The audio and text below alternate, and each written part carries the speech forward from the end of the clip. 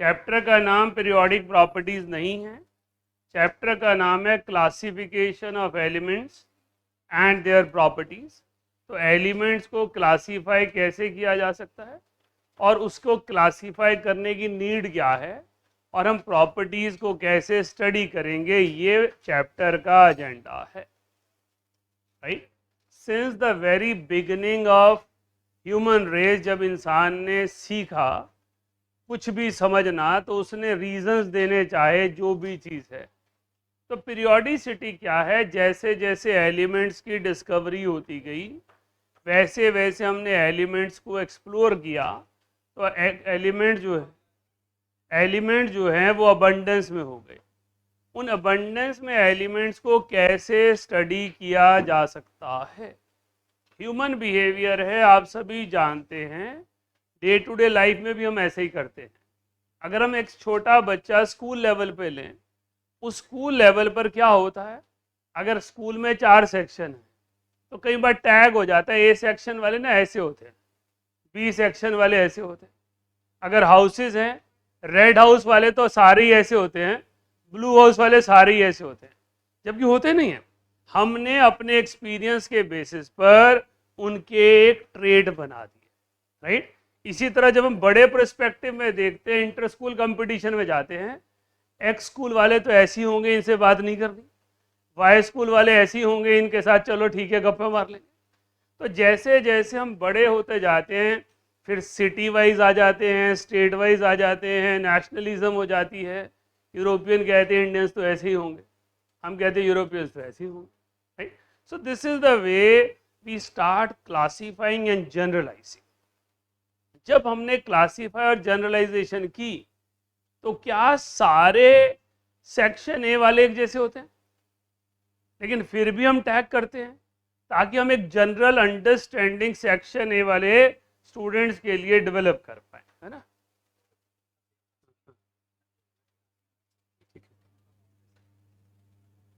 कल 1:30 से 3:30, 1:30 से 2:30 के बीच मिलने के लिए अगर आना है तो क्लास कर।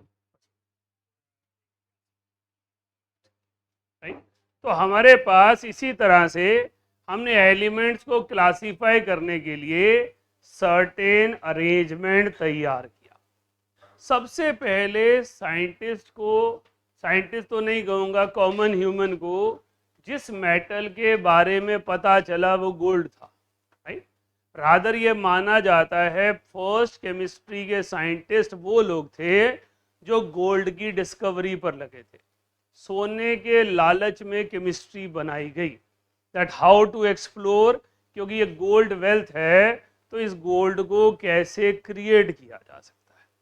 हम क्यों कह रहे हैं कि पहले गोल्ड का पता चला या सिल्वर का पता चला, क्योंकि हमें पहले मेटल वही मिलेगा जो अर्थ क्रस्ट में डायरेक्टली मिलेगा। बाकी मेटल तो हम एक्सट्रैक्शन से निकालते हैं, हम गैस को कंडेंस करके निकालते हैं, लेकिन जो एलिमेंट अर्थ क्रस्ट में एज इट इज मिला वो ओल्डेस्ट टाइम से हमें पता है। जैसे जैसे केमिस्ट्री डेवलप हुई, the youngest science is chemistry. Right, physics chemistry biology में यंगेस्ट केमिस्ट्री है। जब 1800 में पहुंचे हम तो सिर्फ 31 एलिमेंट्स पता थे। केमिस्ट्री के बारे में सोचना शुरू हुआ, रिसर्च हुई, 1865 तक आते आते 63 एलिमेंट्स पता चले। आज हमें 118 एलिमेंट्स पता हैं। राइट, तो जैसे जैसे हम एडवांसमेंट की तरफ जा रहे हैं, हम एलिमेंट्स की रिसर्च कर रहे हैं, हम एलिमेंट्स के बारे में पता लगाने का प्रयास कर रहे हैं। उनको जैसी एलिमेंट्स का नंबर बढ़ना शुरू हुआ, हमारे लिए पहला इम्पॉर्टेंट चैलेंज आया, हम कैसे उसको स्टडी कर सकते हैं। तो अलग अलग लोगों ने अलग अलग तरीके ढूंढे, डॉबरिनर, मैंडलीव, न्यूलैंड, सभी ने अपने अपने लेवल पे डेवलपमेंट की। जब फाइनली डाल्टन एटॉमिक थ्योरी के बाद एटम के बारे में कंक्रीट इन्फॉर्मेशन आनी शुरू हुई तो हमने मॉडर्न पीरियोडिक टेबल को डेवलप किया। लेकिन जब आप पीरियोडिक टेबल पढ़ें तो 2 एस्पेक्ट होते हैं, एक हम सब्जेक्ट पढ़ना चाहते हैं और एक हम बोझ की तरह पढ़ना चाहते हैं। हम सब्जेक्ट पढ़ना चाहते हैं तो पहला हमारा इंटरेस्ट होगा सेक्शन ए वाले कैसे हैं। ये नहीं होगा कि सेक्शन ए में कुछ अच्छे भी हैं या सेक्शन ए में कुछ बुरे भी। राइट, तो पहला एस्पेक्ट क्या होना चाहिए, हमने ग्रुप किस बेसिस पे बनाया, पीरियड किस बेसिस पे बनाया, पीरियोडिक टेबल ऐसे ही क्यों दिख रहा है, इनकी जनरल प्रॉपर्टीज क्या हैं। उसके बाद हम जाएंगे कि हाँ इसका ये एक्सेप्शनल बिहेवियर है, ये एलिमेंट अपने ग्रुप से ऐसे अलग दिखता है। राइट? क्या कर रही है गगन, फोन पे बिजी है, क्यों बिजी है, अच्छा कुछ भी है, फोन बैग में रख दे। Right? इतनी बिजी है तो सारों का ध्यान आगे पीछे वाला तेरे फोन पे ही है, मेरी बात सुन ही नहीं रहे। अर्श का ध्यान उठे ही है, तनिष्का का ध्यान उठे ही है, जैसे अर्श का ध्यान जाना शुरू हुआ काशी का ध्यान भी, मैं देखूं क्या हो रहा है। तो मैं जब तक तो अकेली नोटिस कर रही थी, मुझे लगा चल एक ही डिस्ट्रैक्टेड है, कोई बात नहीं, थोड़ी देर में इसको समझाऊंगा। जब सारा ग्रुप डिस्ट्रैक्ट होने लगा तो मुझे लगा अब तो टोक ही देना चाहिए। So periodic properties means study of arrangement of element and study of their properties. Right, लिखिए। This chapter deals with this chapter deals with importance of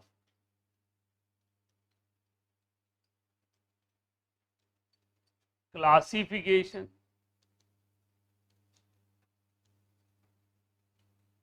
of elements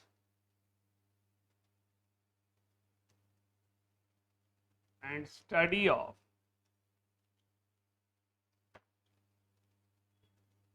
common properties as well as trend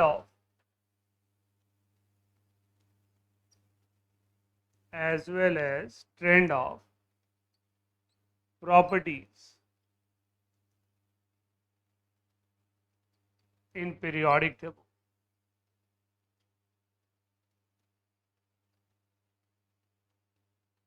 हमने कहा इस chapter का basic concern क्या है, हमें elements को classify क्यों करना चाहिए, उसकी इंपॉर्टेंस क्या है। और जब हमने क्लासीफाई कर लिया, इंपॉर्टेंस समझ ली, तो इंपॉर्टेंस निकल कर आई कि हमें प्रॉपर्टी स्टडी करना है। तो एलिमेंट के बिहेवियर को समझने के लिए हमें उसकी प्रॉपर्टीज़ को समझना है। हमने प्रॉपर्टी पता लगा ली कि एक एटम की प्रॉपर्टी है एटॉमिक रेडियस, प्रॉपर्टी है ionization energy, electron gain enthalpy, electronegativity, valency. अब ये प्रॉपर्टीज तो पता चल गई कि इस एलिमेंट की प्रॉपर्टी है, ऐसा है, लेकिन प्रॉपर्टीज जब तक रिलेटिव ट्रेंड नहीं पता है तब तक क्लासिफिकेशन करने का फायदा नहीं है। हम हर एलिमेंट का एटॉमिक रेडियस तो याद नहीं रख सकते, हम हर एलिमेंट की इलेक्ट्रोनेगेटिविटी वैल्यू तो याद नहीं रख सकते। तो हमें ट्रेंड स्टडी करना है कि इलेक्ट्रोनेगेटिविटी कैसे इंक्रीज और डिक्रीज हो रही है। अब खाली ट्रेंड सिर्फ याद कर लेंगे तो रिटेंशन नहीं होगी, हमें रीजन भी जानना है कि ऐसा हो क्यों रहा है।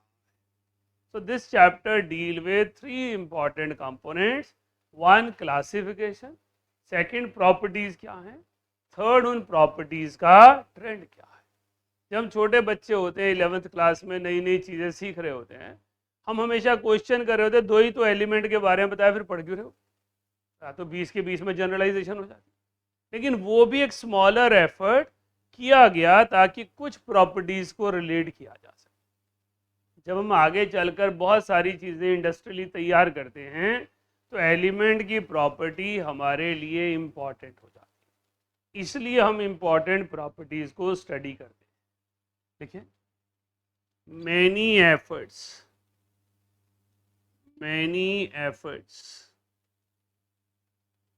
were made to classify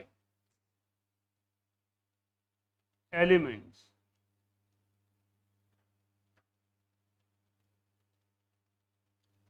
some significant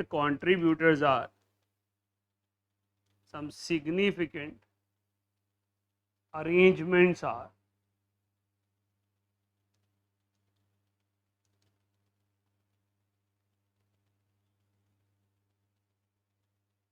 number one, Dobriner triads,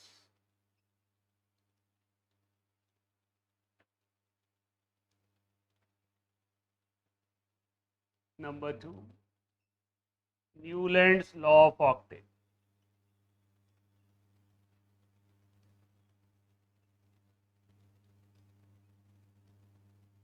Number 3, Mendeleev's periodic table.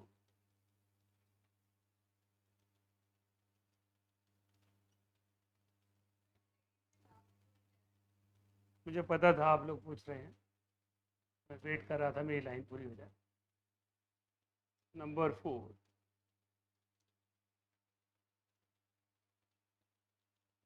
Lothar-Meyer curves.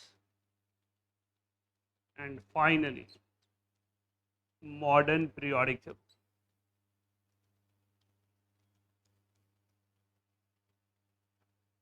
तो एलिमेंट्स को अरेंज करने के लिए हमारे पास बहुत सारे एफर्ट किए गए.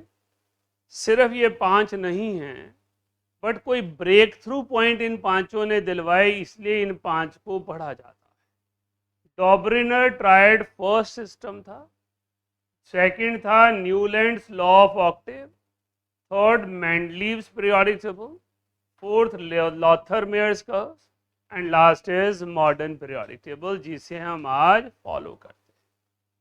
थर्ड और फोर्थ क्रोनोलॉजिकल नहीं है, बट कुछ हिस्ट्री में क्लैरिटी नहीं है कि ये पहले आया ये पहले आया. Mendeleev royal society of chemistry के हेड थे, इसलिए उनका नाम पहले आता है, लॉथर-मेयर का बाद में आता है. बट मोर और less they appear in the same time. So this is the way how we had started. Dobereiner tried सिर्फ 3 एलिमेंट्स का झुंड था. तो ये सिर्फ वो एफर्ट था जब एलिमेंट्स बहुत ही मुट्ठी भर जाने जाते थे. 15-18 एलिमेंट पता है, उन्हीं को अरेंज करने के लिए ट्रायड सिस्टम डॉबरिनर ने. उसके बाद हमारा आया Newlands law of octave. Octave जो है सरगम के बेसिस पे था कि आपके पास 8th element will be similar to first as 8th musical node is similar to first, right. तो पीरियोडिसिटी स्टडी हुई. न्यूलैंड लॉ ऑफ ऑक्टेव जब डेवलप हुआ, क्या पूछना चाह रही है कुछ? सारे गामा पाधा नी सा, राइट. तो उसके बेसिस पर न्यूलैंड्स लॉ ऑफ ऑक्टेव आया. फिर जब नोबल गैसेस डिस्कवर हुई तो 8th पोजीशन नोबल गैस ने ले ली. तो एज अ रिजल्ट न्यूलैंड को हमें रिमूव करना पड़ा. First successful constructive model with maximum number of known elements was Mendeleev. 63 elements को अरेंज करके मॉडर्न पीरियोडिक टेबल के बेस को तैयार किया. लेकिन मॉडर्न पीरियोडिक टेबल से पहले चारों में कॉमन क्या है? इन सब ने मास नंबर को पीरियोडिसिटी की वजह बताया. मॉडर्न पीरियोडिक टेबल ने एटॉमिक नंबर को वजह बताया. मास नंबर न्यूक्लियस की प्रॉपर्टी है और एटॉमिक नंबर आपके पास इलेक्ट्रॉन की प्रॉपर्टी है. रिएक्शन इलेक्ट्रॉन्स गवर्न करते हैं. इसीलिए इवन एटॉमिक स्ट्रक्चर चैप्टर में मैंने आपको 1-2 बार कम से क्वेश्चन डाल दिए टेस्ट में कि न्यूक्लियन को निकालने में ज़्यादा एफर्ट लगता है या इलेक्ट्रॉन, ताकि आप समझ पाएं कि न्यूक्लियंस की रिएक्टिविटी एलिमेंट्स को गवर्न नहीं करती. It is electrons which govern element. तो इलेक्ट्रॉन्स के लॉस और गेन से एलिमेंट्स की properties define.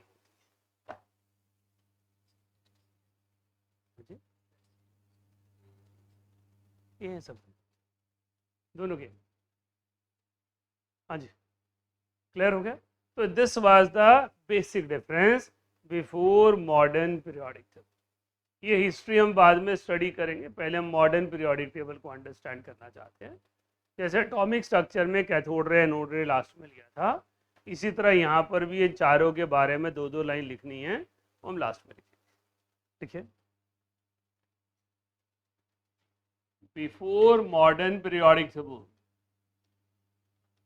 Before modern periodic table,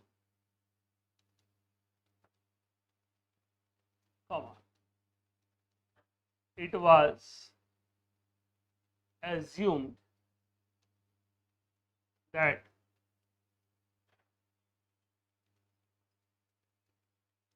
properties of elements are governed by are governed by mass number.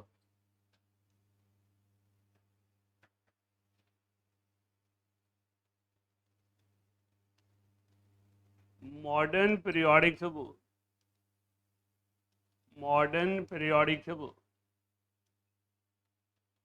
was based on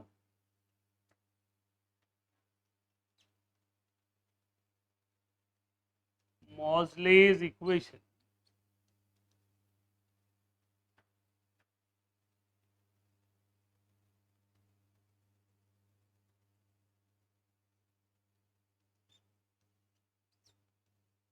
After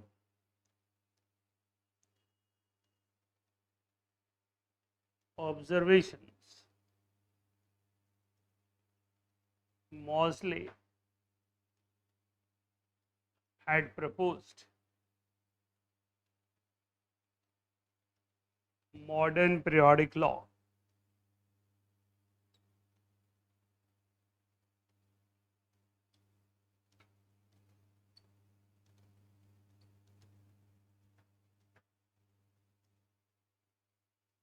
अब इस law को लिख रहा हूं, chemical and physical properties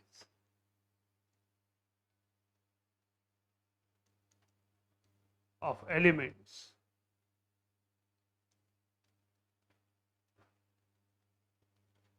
are periodic functions of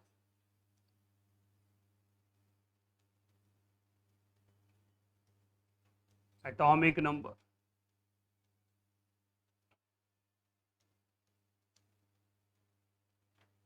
आपके पास modern periodic law Mendeleev periodic law की modification है। मॉडर्न पीरियोडिक लॉ और Mendeleev periodic law exactly identical words हैं, सिर्फ एक वर्ड चेंज है लास्ट में, एटॉमिक नंबर और mass number. Mendeleev was the first person who had given reason for periodicity and had arrange the best periodic table of earlier time. उसने कहा chemical and physical properties of elements are periodic functions of mass number. Moseley ने उसे modify किया atomic number का। Moseley ने experiment किया, अलग अलग रेडिएशंस एमिट आउट हुई। उसने जब हीट अप किया और हाई एनर्जी बीम्स को, एक्सरेज को बम्बार्ड किया किसी मेटल सरफेस पर, वहाँ से निकलने वाली रेडिएशंस को स्टडी किया और उनकी फ्रीक्वेंसी एटॉमिक नंबर की प्रॉपर्टी पाई। इट मीन्स आपके पास physical properties are also governed by atomic number. Chemical properties तो ऑलरेडी चल ही रही थी आफ्टर डिस्कवरी ऑफ वैलेंसी कि वो एटॉमिक नंबर पर बेस्ड हैं। मॉडर्न पीरियोडिक टेबल से पहले मेंडलीव जब आए तो उन्होंने अपना पीरियोडिक टेबल वैलेंसी पर ही अरेंज किया था। उन्होंने अलग अलग एलिमेंट्स के हाइड्राइड्स, ऑक्साइड्स और हाइड्रोक्साइड स्टडी किए थे और उसी को बेस बनाकर उन्होंने एलिमेंट्स को पीरियोडिसिटी दी। पर कुछ केमिकल प्रॉपर्टीज़ वो एक्सप्लेन कर पाए, फिजिकल प्रॉपर्टीज़ उन्होंने एज्यूम कर लिया मास नंबर पर हैं, इसी कारण उसका पीरियोडिक टेबल हमें मॉडिफाई करना पड़ा after observation from Moseley. Right, लिखिए मॉसले इक्वेशन।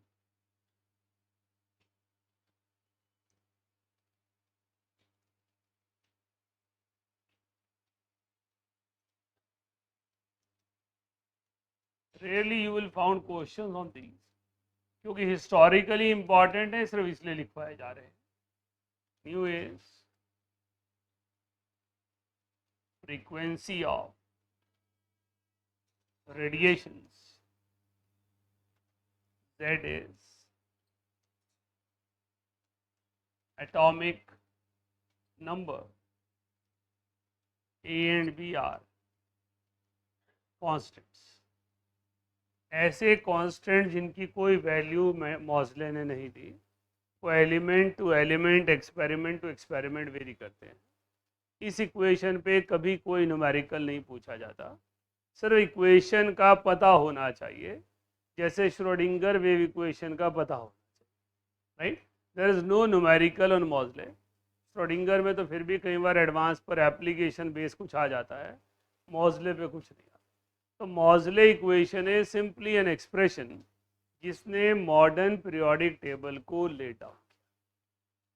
समझ आई बात?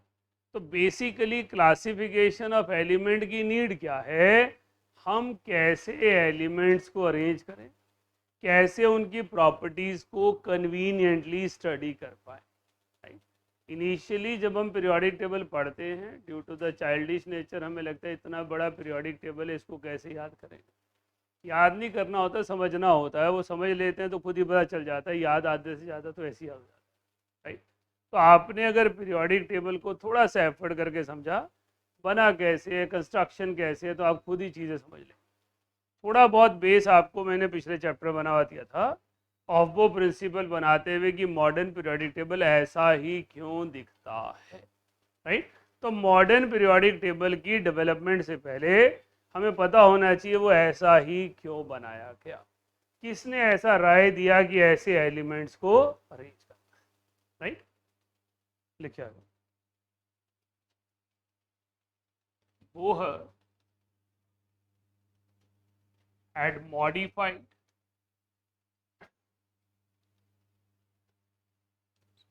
Mendeleev's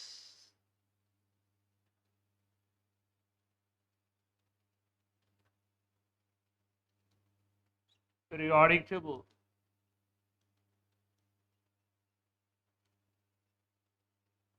by using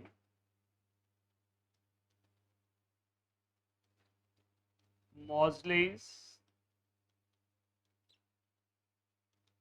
periodic law.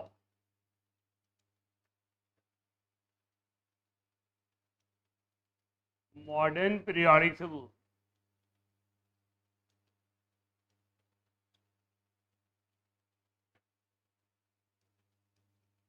is also known as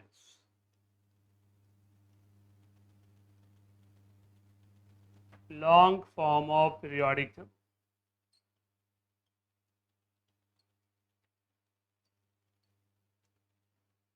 तो कहीं कोई question long form of periodic table पर है या मॉडर्न पीरियोडिक टेबल पर है, वो हमारे प्रेजेंट पीरियोडिक टेबल पर ही है।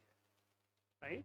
मॉजले ने मॉडर्न पीरियोडिक लॉ दिया और बोहर ने मॉडर्न पीरियोडिक टेबल बनाया। इसीलिए कुछ बच्चे कंफ्यूज कर देते हैं लिखते हुए कि मॉडर्न पीरियोडिक टेबल किसने दिया। राइट? मॉडर्न पीरियोडिक टेबल जिसने बनाया, कंस्ट्रक्ट किया, वो बोहर हैं, लेकिन जो बेस बनाया वो मॉजले। तो मॉडर्न पीरियोडिक लॉ मॉजले का है और मॉडर्न पीरियोडिक टेबल और long form of periodic table को बोहर्स पीरियोडिक टेबल कहते हैं। बोहर ने मॉडर्न पीरियोडिक टेबल को उस फॉर्म में डेवलप किया जिस फॉर्म में हम आज जानते हैं, by using Bohr Bury rule, that is of principal n+l। लिखिए modern periodic table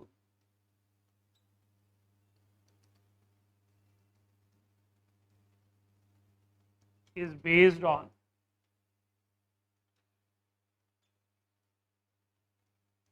Bohr-Bari rule.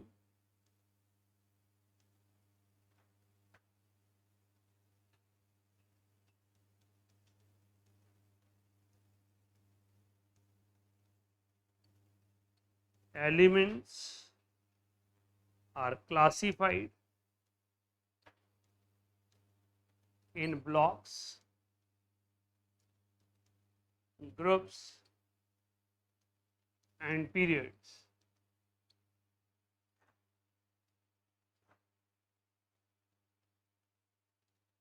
on the basis of their configuration.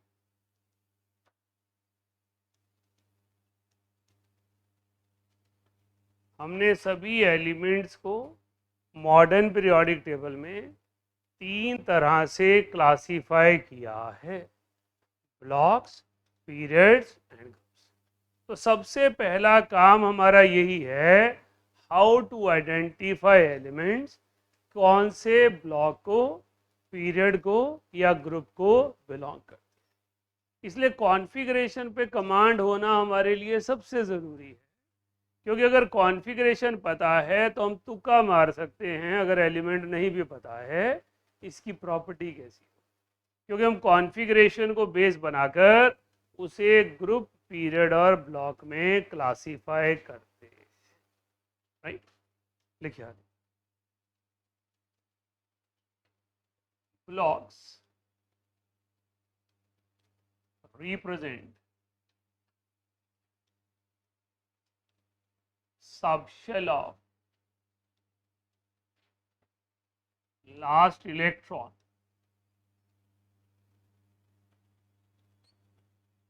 present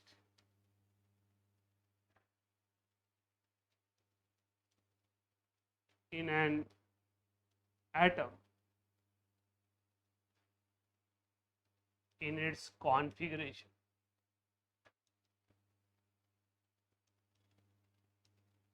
last electron बोला है, आउटर इलेक्ट्रॉन नहीं बोला। लास्ट इलेक्ट्रॉन लिखते हुए जिस सबशेल में आएगा वो एलिमेंट उस ब्लॉक का हिस्सा बन जाएगा, राइट।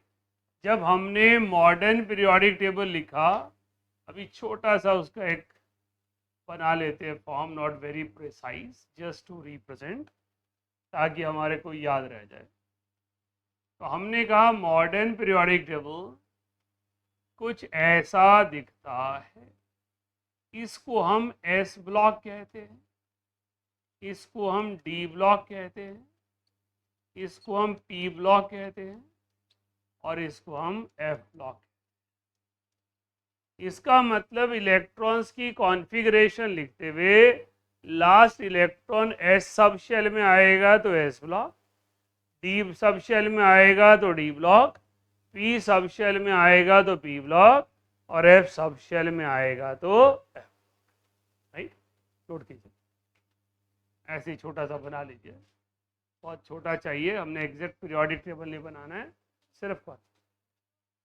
हाँ जी, helium is classified as S block element, studied as P block. Classify वो एस ब्लॉक में ही होगा, पी ब्लॉक में नहीं कर सकते क्योंकि उसकी कॉन्फ़िगरेशन 1s2 है, इसलिए वो एस ब्लॉक।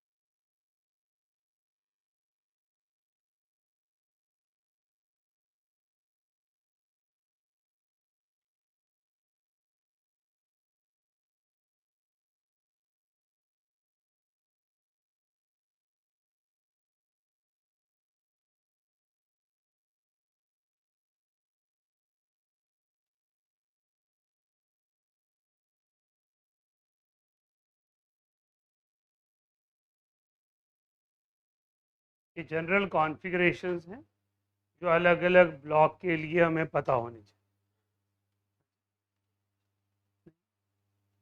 हाँ, बेशक अभी ला के अगर चेक कर लिया आपने,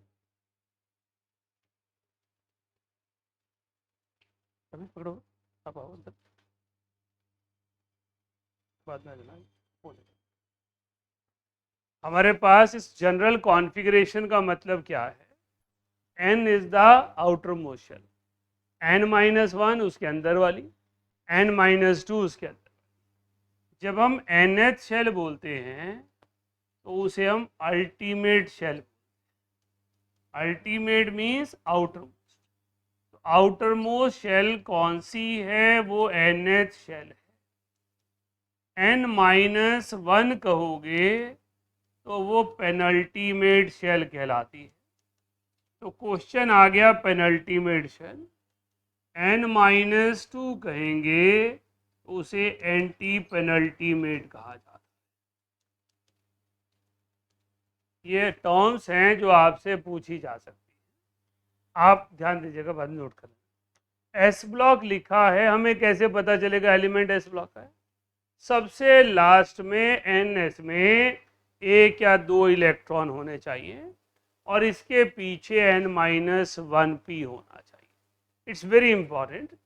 कंपटीशन पॉइंट ऑफ व्यू से ऐसे नहीं लिखते हम, कंपटीशन पॉइंट ऑफ व्यू से लिखते हैं n-1p6 ns1 और 2। what is the difference between this arrangement and this arrangement? ns1 to 2 यहाँ पे लिखा है, 1 to 2 नहीं लिखा, 1 और 2 लिखा है, क्योंकि यहाँ पर n-1d आ जाता है। इसका मतलब देखने में हमें दोनों सेम मिलेंगी जब कॉन्फ़िगरेशन दिखेगी। एस ब्लॉक तब कहूँगा जब पीछे p6 होगा, d नहीं होगा, और डी ब्लॉक कब कहूँगा जब n-1d।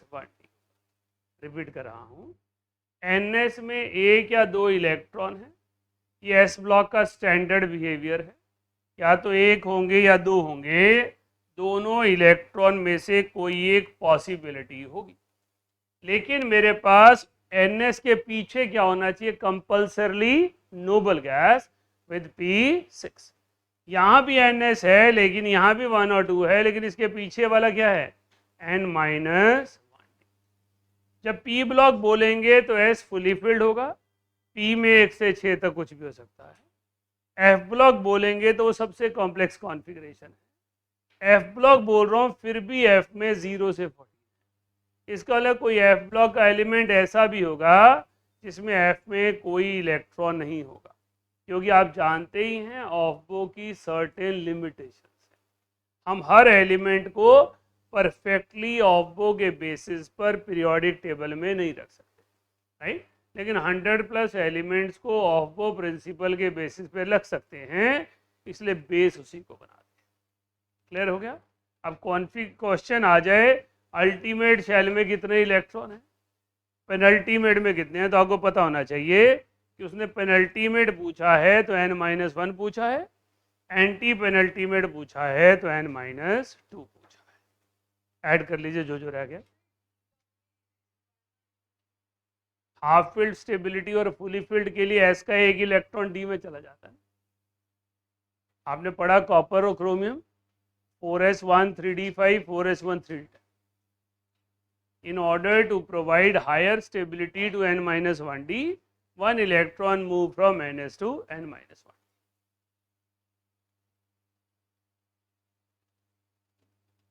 ये सब चीज़ें याद होनी है, तो रोज आकर आपको पढ़ना है। पीरियोडिक टेबल जितना स्ट्रांग होगा आपके लिए एलिमेंट्स को स्टडी करना उतना आसान हो जाएगा।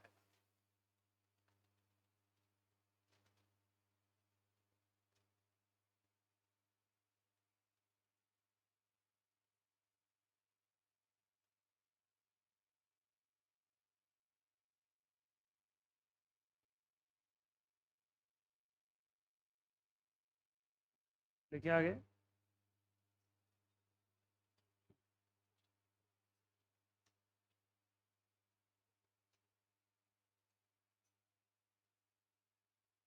मेल से भेज देंगे हम, डायरेक्ट व्हाट्सएप पे पेपर भेजेंगे, फोटोज नहीं भेजेंगे, ठीक है? उनको बोला क्लास से फ्री होकर भेजें।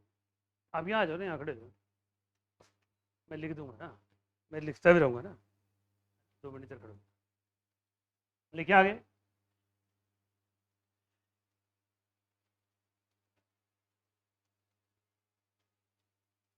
Elements in each period has maximum value of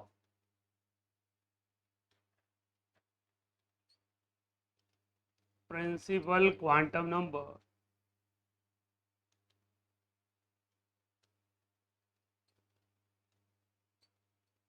equals to period, ये हम ऑलरेडी कर चुके हैं। First period, second period, third period, fourth period, fifth period. ऐसा नहीं कह रहा हूं कि 5 ही पीरियड्स हैं, सिर्फ वैसे ही कॉन्फ़िगरेशन सिर्फ उसी की लिख रहा। तो मेरे पास फर्स्ट पीरियड में 1s है, सेकेंड पीरियड में 2s 2p है, थर्ड पीरियड में 3s 3p है, फोर्थ पीरियड में 4s 3d 4p है, फिफ्थ पीरियड में 5s 4d 5। तो इसका मतलब पीरियड का नंबर जो भी होगा वो highest value of principal quantum number के बराबर होगा।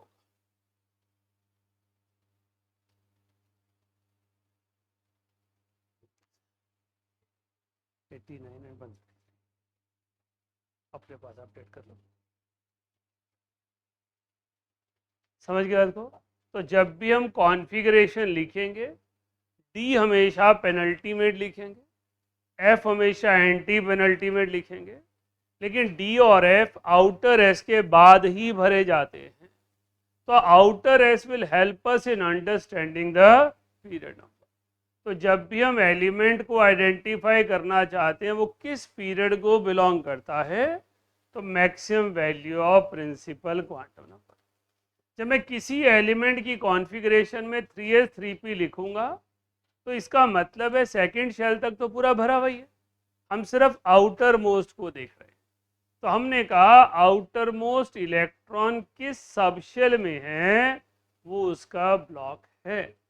आउटर मोस्ट इलेक्ट्रॉन किस शेल में, किस प्रिंसिपल क्वांटम नंबर में है, किस शेल में है, वो उसका पीरियड है। तो आउटर मोस्ट शेल जो भी प्रेजेंट है वही उसका period.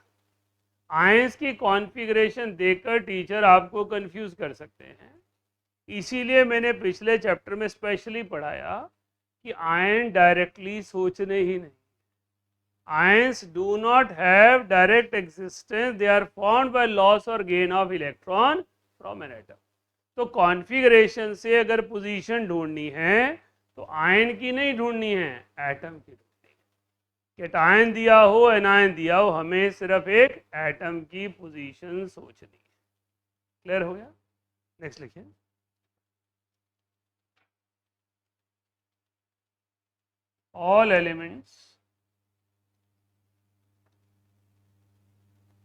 all elements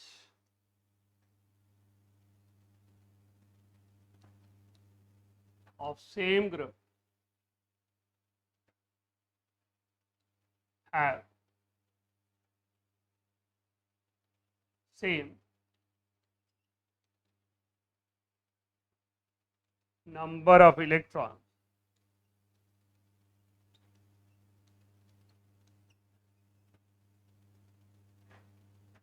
in outermost shell.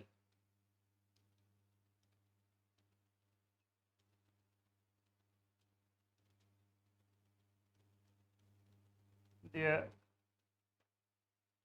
shell number changes.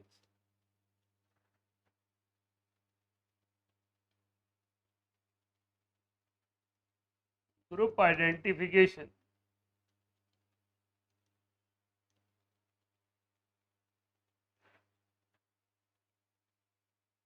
has different rules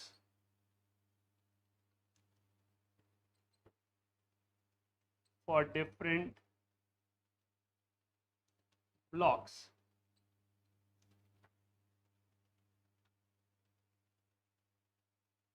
हम क्या चीज़ की तैयारी कर रहे हैं?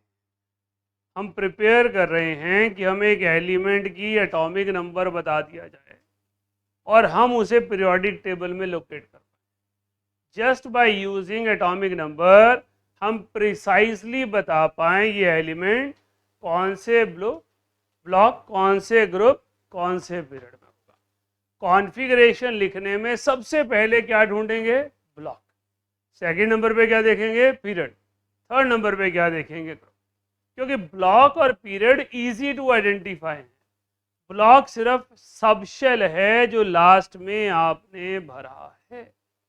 Period maximum value of shell number है जो आपने कॉन्फ़िगरेशन में यूज किया। ग्रुप के लिए आपको अलग अलग रूल फॉलो करने पड़ेंगे एस पी डी के। एफ मॉडर्न पीरियोडिक टेबल के बीच में कहीं फिट ही नहीं होता, वो पैर में अलग से दिया गया है।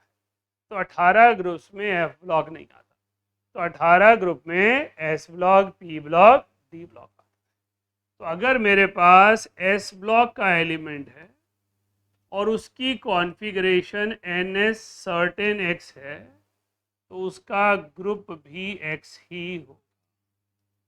अगर एन एस में एक इलेक्ट्रॉन है तो फर्स्ट ग्रुप, एन एस में 2 इलेक्ट्रॉन है तो सेकेंड, क्योंकि एस में उससे ज़्यादा हो ही नहीं सकते। अगर मेरा एलिमेंट पी ब्लॉक का है, उसकी कॉन्फ़िगरेशन होगी n s two n p y लिख देते, तो उसका जो ग्रुप नंबर होगा वो 12 प्लस वाई। तो अगर पी में एक इलेक्ट्रॉन होगा तो ग्रुप नंबर 13, पी में 2 इलेक्ट्रॉन होंगे तो ग्रुप नंबर 14, पी में 3 इलेक्ट्रॉन होंगे तो ग्रुप नंबर। तो जब आपने कॉन्फ़िगरेशन लिखी, आपको पता चल गया लास्ट इलेक्ट्रॉन पी में है, तो जितने इलेक्ट्रॉन पी में है उसमें 12 ऐड कर दीजिए, राइट। तो वहाँ से आपके पास पी ब्लॉक आ जाएगा। डी ब्लॉक के लिए आपको कॉन्फ़िगरेशन दी होगी एन एस, कुछ इलेक्ट्रॉन होंगे, एन माइनस 1 डी कुछ इलेक्ट्रॉन, तो इसका जो ग्रुप नंबर होगा वो ए प्लस बी हो जाएगा। तो आपके पास group number will be identified as A plus B. कितने इलेक्ट्रॉन एस में है प्लस कितने इलेक्ट्रॉन डी में। हाँ जी बेटा। 12 is a number, fix number, क्योंकि P block start with group number 30, right. जब आप पीरियोडिक टेबल लिखते हो, ये तो लिखने के लिए छोटे बच्चों को क्वेश्चन कराने इसलिए समझा रहा हूँ, ये आप खुद भी सोच सकते हो। मुझे बताओ एस में कितने इलेक्ट्रॉन आ सकते हैं मैक्सिमम, तो उसमें कितने ग्रुप होंगे, डी में कितने आ सकते हैं 10, तो वो कहाँ होंगे 3 से 12। तो पी ब्लॉक स्टार्ट कहाँ से होगा, तो जब मैं P1 लिखूंगा तो उसका नंबर क्या होगा, ये फॉर्मूला होगा 12 प्लस वाई, क्योंकि पी ब्लॉक से पहले कितने ग्रुप भरे हुए हैं, इसलिए पी ब्लॉक में 12 प्लस वाई हो गया, कुछ नहीं किया। 13 से 18, 13 से 18 है, 6 ही है ना, 12 से 18, 12 प्लस 6, राइट। तो इस तरह से आप ग्रुप नंबर डिफाइन करते हैं। क्लियर है, easy to understand, just configuration. अगर ऑफ-बो प्रिंसिपल करेक्टली पता है, पीरियोडिक टेबल करेक्टली बनाया है, तो फन है, इसमें कुछ करने को। ऐसा क्वेश्चन आ जाए तो लॉटरी है कि एलिमेंट्स कौन से कहाँ पर प्रेजेंट है, राइट। तो पीरियोडिक टेबल को आइडेंटिफाई करना है थ्रू अ कॉन्फ़िगरेशन। तो हमें एक एलिमेंट की कॉन्फ़िगरेशन दी है, हमें ग्रुप ब्लॉक पीरियड निकालना है, राइट। आपको यहीं से क्यों स्टार्ट कराया, क्योंकि फर्स्ट इंपॉर्टेंट है कि आप समझ पाएं हमने पीरियोडिक टेबल बनाया ही क्यों, हमने क्लासिफिकेशन का बेस क्या बनाया, क्योंकि हमारी नीड क्या थी, हम एक एलिमेंट की प्रॉपर्टीज उसके एटॉमिक नंबर से ढूंढ पाएं। उसकी प्रॉपर्टीज कब ढूंढ पाएंगे, जब उसको हम एक पर्टिकुलर पोजीशन दे पाएंगे। तो एटॉमिक नंबर सिर्फ पता होने से अगर मैं एलिमेंट की प्रॉपर्टीज ढूंढ सकता हूँ, उसका ब्लॉक, उसका पीरियड, उसका ग्रुप ढूंढ सकता हूँ, तो मैं उसकी प्रॉपर्टीज को एक्सप्लेन कर सकता हूँ। मेरे लिए एक्सप्लेन करना आसान है, क्योंकि मुझे जस्ट उसके एटॉमिक नंबर से उसकी पूरी की पूरी लोकेशन पता है, वो पीरियोडिक टेबल में कहाँ पड़ा है। क्लियर है, देखते हैं फिर कुछ। हमने कहा अगर मैंने पता लगा लिया कि इलेक्ट्रॉन डी में बेटा सबसे ज़्यादा एक्सेप्शनल कॉन्फ़िगरेशन है, मैंने जब आपको पढ़ाया था तब भी आपको कहा था कि पढ़ा तो दो ही रहे हैं, कॉपर एंड क्रोमियम, पर कुछ और भी है। तो इसलिए वहाँ पर क्या होता है, एस में इलेक्ट्रॉन फिक्स नहीं होता, 1 भी होते हैं और 2 भी होते हैं। यहाँ पर फिक्स नंबर है, तो यहाँ पर डायरेक्टली ऐड कर सकते थे, यहाँ डायरेक्टली नहीं ऐड कर पाएंगे। तो टोटल नंबर ऑफ इलेक्ट्रॉन जितने आउटर एस में हो और जितने डी में, उनका sum total group number, right. लिखिए, क्वेश्चन लिखिए।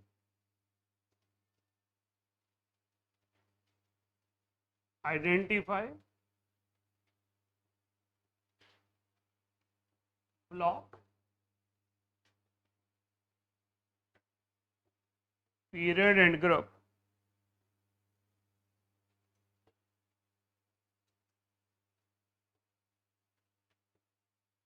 by using, sorry, for following atomic numbers.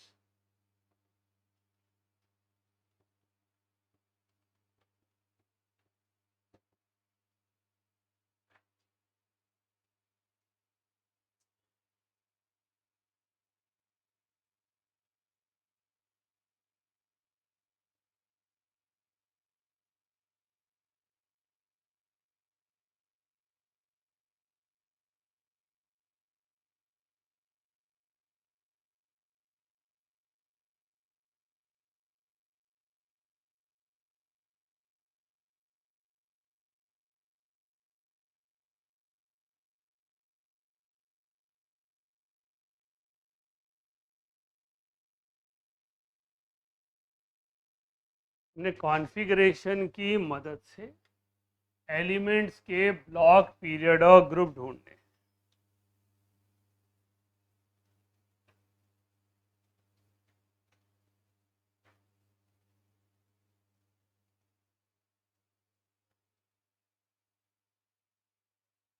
आपने कॉन्फ़िगरेशन कैसे लिखनी है, नोबल गैस से, राइट। नोबल गैस से कॉन्फ़िगरेशन लिखनी है।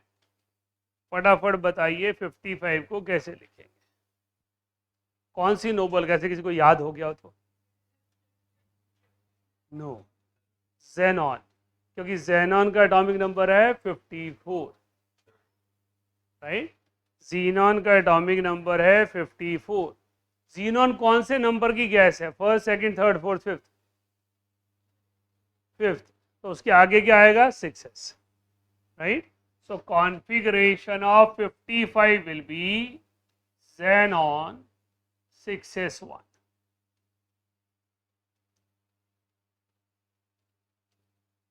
अभी मैं ऊपर लिख रहा हूं, कॉलम्स बना रहा हूं, ब्लॉक, पीरियड, ग्रुप। जिसको समझ ना आए द्वारा पूछे, नोट करने की जल्दी नहीं, हमें समझना है। पेज पलटो, ढूंढो, अभी जो 3 पॉइंट लिखे कैसे ढूंढे। अभी यहां पर मैं ये कॉन्फ़िगरेशन लिख चुका हूं, लास्ट इलेक्ट्रॉन किस सब शेल में लिखा है, एस, तो ब्लॉक कौन सा हो गया, S. Last principal quantum number की वैल्यू क्या है इसकी, 6, तो पीरियड कौन सा हो गया, 6। आपके इस ग्रुप के लिए एस ब्लॉक में क्या लिखा है, जितने इलेक्ट्रॉन होंगे, सो इट इज फर्स्ट।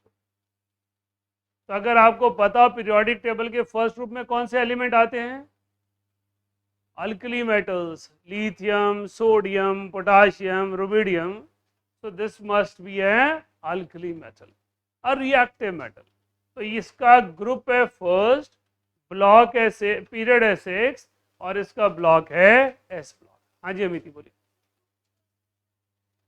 जब एस ब्लॉक होता है तो एस ब्लॉक में जितने इलेक्ट्रॉन होते हैं वही उसका ग्रुप होता है। आउटर एस में, पीछे देखो ना पिछले पेज पे, एस ब्लॉक में एन एस है तो एक्स का मतलब जितने एक्स है। एस ब्लॉक में बेटा दतेश्वर 2 ही होते हैं, लिखो 1 और 2, है ना। S block has only 2 groups, 1 and 2। तो मेरे पास एलिमेंट जो है वो 6s1 था, एस ब्लॉक था, पीरियड 6 था, ग्रुप नंबर 1 हो गया, principal quantum number n, right. मेरे ख्याल से अब आपको समझ तो आएगी कैसे करना है। करिए अब बाकी सारे, फिर मैं डिस्कस। यहाँ पर 1 2, इसके बाद 3 यहाँ से शुरू हो जाएगा। डी में टोटल इलेक्ट्रॉन कितने आते हैं? 10, तो 2 + 10 12, तो 3 से 12 तक। ठीक है, अगला क्या शुरू होगा? 13। पी में कितने इलेक्ट्रॉन आते हैं? 6, तो 12 + 6 18, 12 से 18, right.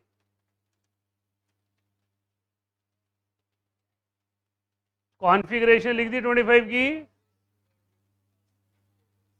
P block, last electron का जो सब शेल है वो ब्लॉक।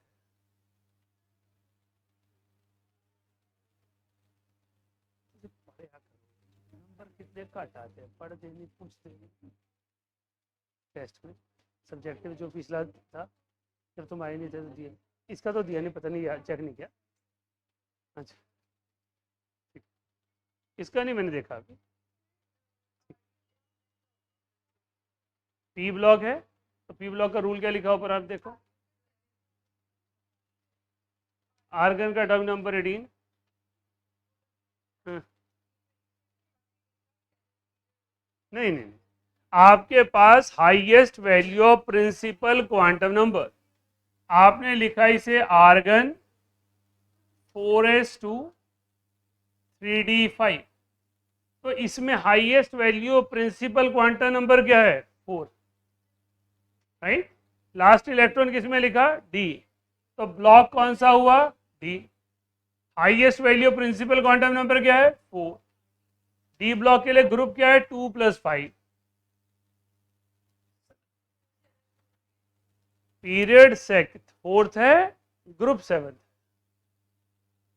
समझ आई मेरी बात? क्या कंफ्यूजन है प्रियांशु? बेटा मैंने कहा सबसे पहले हमने ब्लॉक आइडेंटिफाई करना है, लास्ट इलेक्ट्रॉन जिस सब शेल में, डी में है तो डी ब्लॉक। फिर देखना है जो आगे नंबर लिखा उसमें बड़ा कौन सा है? 4, तो वो फोर्थ हो गया। फिर ये डी ब्लॉक का रूल चेक किया जो लिखा है, उसमें लिखा था एस और डी के दोनों के इलेक्ट्रॉन का सम टोटल, राइट। रूल देखो ना, तो नहीं आती। अच्छा ठीक है, राइट। उसी से हमने से रूल को आइडेंटिफाई करना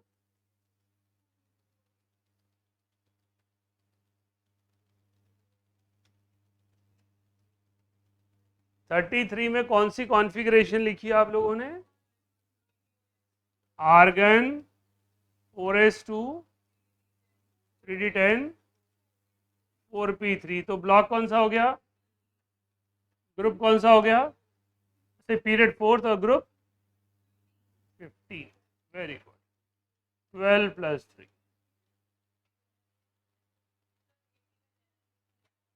80 में ज़ेनॉन ही यूज करेंगे क्योंकि अगली तो 86 हो जाएगी।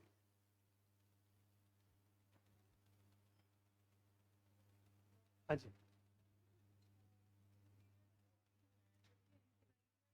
4 है ना, हाईएस्ट वैल्यू देखनी है ना, 3 और 4 में हाईएस्ट क्या? राइट। एव नहीं, highest value of principal quantum. देख बेटे, सेकंड पीरियड में 2s, थर्ड पीरियड में 3s, फोर्थ पीरियड में 4s, तो 3d तो अंदर वाला है। जीनॉन के बाद क्या भरेंगे? 6s, 6s के बाद क्या भरेंगे? 4f, anti penultimate f।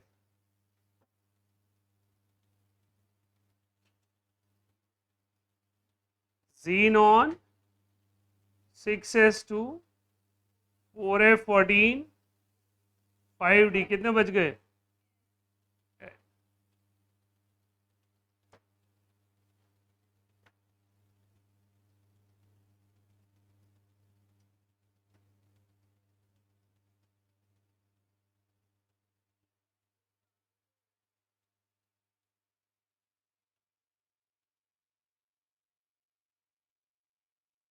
हाँ जी बेटा, थर्ड में मेरा पी ब्लॉक था, तो पी ब्लॉक में जितने आउटर पी में इलेक्ट्रॉन होते उसमें 12 ऐड करते, तो पी में 3 इलेक्ट्रॉन थे, 12 ऐड करते।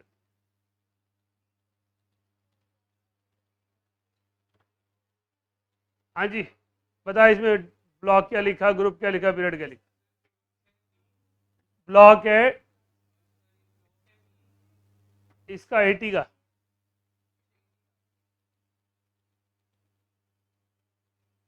लिखा ही नहीं, राइट, 26 नहीं आएगा। So we have D 6 and 12। जब डी ब्लॉक होता है तो आउटर एस और डी के इलेक्ट्रॉन का सम टोटल होता है। आपने एफ भी जोड़ दिया। पीरियोडिक टेबल में दातेश्वर ग्रुप भी 18 है, तो 18 से आगे तो आएगा ही नहीं। हाँ जी, highest value of principal quantum number, highest value of principal quantum number. यहाँ कॉन्फ़िगरेशन में 3 क्वांटम नंबर प्रिंसिपल आ रहे थे, 4 for F, 5 for D, 6 for S. तो highest value of principal quantum number हमेशा। बेटा डी ब्लॉक का रूल है कि डी ब्लॉक जब आइडेंटिफाई हो जाता है तो इन दोनों का सम टोटल करते हैं, ए प्लस बी।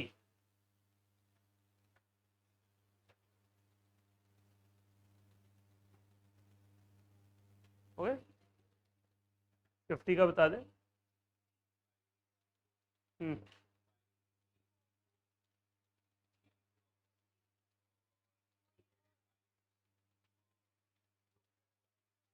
Very good. पर कॉन्फ़िगरेशन अभी बेटा आपको कंप्लीट आती नहीं, इसलिए थोड़ी गड़बड़ करके हो। Krypton 5s2 4d10 5p2। Periodic table ने जो लिखी है ना वो सिर्फ आउटर मोस्ट, लेकिन हम जो लिखते हैं नोबल गैस के बाहर की लिखते हैं। It is P block 5th period 14th group.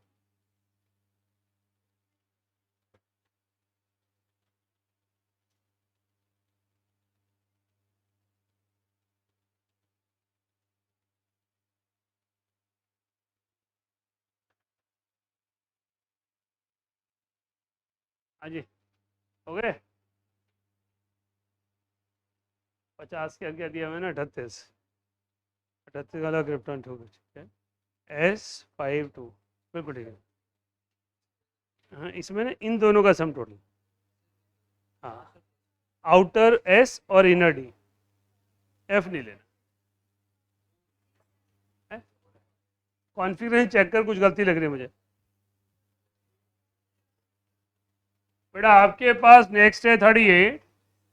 38 का मतलब हो गया krypton 5s2 S block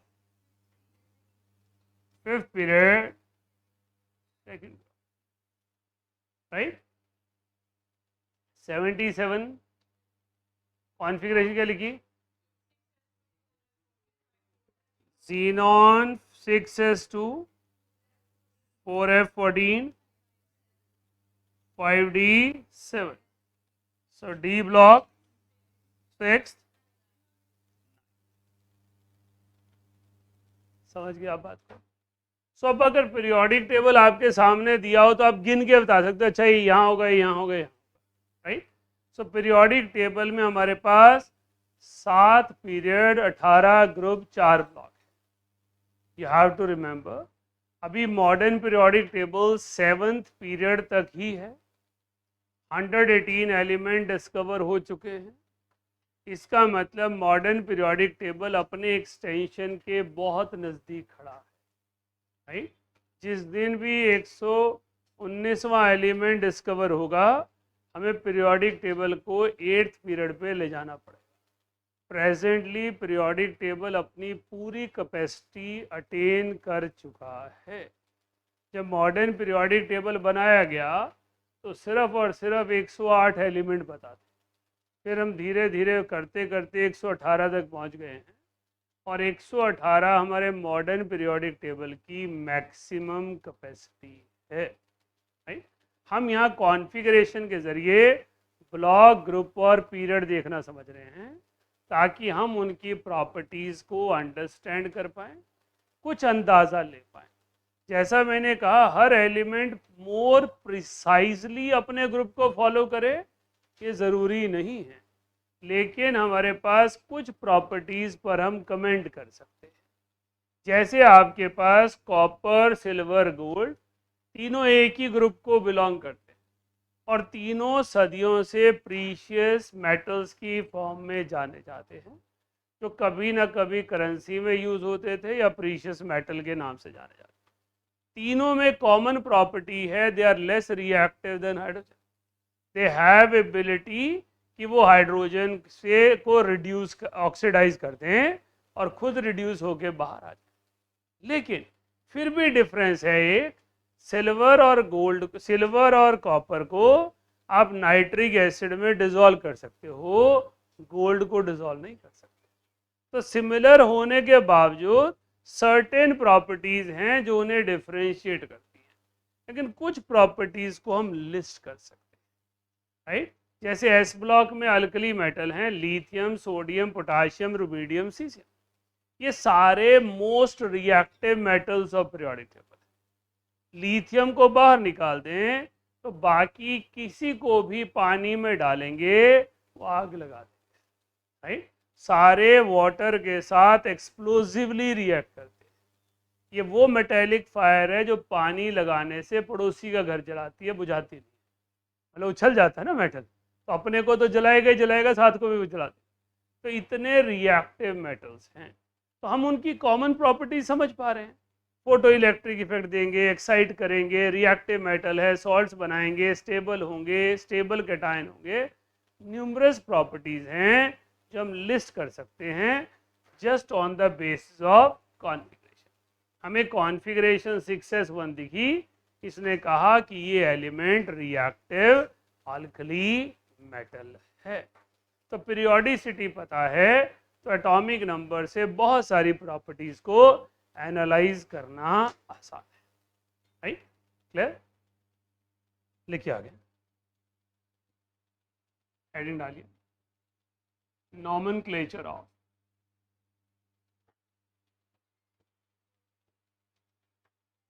elements with atomic number greater than 100। आज सब एलिमेंट्स को नाम दिए जा चुके हैं, ऑफिशियल नेम सभी के हैं, लेकिन फिर भी आईयूपीएसी ने एक डिसीजन लिया कि जो हम एलिमेंट मैन मेड बना रहे हैं, क्योंकि 92 के बाद सारे man made, no naturally occurring element exist after atomic number 92, कोई भी नेचुरल अकरिंग नहीं है। तो उन्होंने सोचा कि हम नाम लिखना खुद ही शुरू कर देते हैं। ऑफिशियल नेम एक हो जाएगा, आईयूपीएसी नेम दूसरा हो जाएगा। जैसे आपके पास ऑर्गेनिक में कॉमन नेम और आईयूपीएसी नेम होते हैं। कॉमन नेम होते हैं ये प्रोडक्ट कौन सी चीज़ से डिराइव होगा, कॉमन नेम होते हैं इसकी स्मेल कैसी होगी, कॉमन नेम कुछ उसकी प्रॉपर्टी पर बेस होता है। इसी तरह जितने भी कॉमन नेम हमने दिए हैं एलिमेंट को, वो या तो साइंटिस्ट के नाम पर दिए, या उसकी कंट्री के नाम पे दिए, या उस रीजन के नाम पे दिए। मेटल्स के नाम है यूरोपियम, रदरफोर्डियम, सीबोर्जियम, क्योंकि वो साइंटिस्ट के नाम पर है, राइट। तो हमने 100 से ऊपर के नाम को लिखने का प्रयास किया कि हम उसके आईयूपीएसी नेम लिख पाए। पहले हमने नंबर्स लिखे 0 1 2 3 4 5 6 7 8 9। 0 को लिखते हैं नील, 1 को लिखते हैं आन, 2 को लिखते हैं बाय, 3 को लिखते हैं tri, quad, pent, hex, sept, oct, enn. देखिए आपके पास जो नाम आपको जनरली नहीं पता होते, 6 और 7 दोनों को हेप्ट और हेक्स से नाम ले लिया जाता है। 9 को जनरली हम नॉन लिखते हैं, एन नहीं लिखते। हमने इसको एन नया नाम क्यों दिया? क्योंकि हमें पहला लेटर अलग चाहिए था। 0 के साथ नील लिख चुके थे, पहला लेटर एन आ गया। यहाँ यू लिख चुके थे, बी टी, 4 को जनरली क्या लिखते हैं, टेट्रा, लेकिन इसमें क्या दिया गया, क्वाड, क्योंकि टी जो है वो ट्राई ऑलरेडी पता है। क्वाड आप लोगों ने कई बार कई अलग अलग चीज़ों के लिए सुना है जो 4 को रिप्रेजेंट करता है, T, ex, sept, oct and we need different letters for each number, इसलिए उनको नाम अलग से दिए। नोट करें, लिख तो दो, यूज ना पढ़ाऊं तो फिर आर्टिकल क्यों पढ़ाऊं।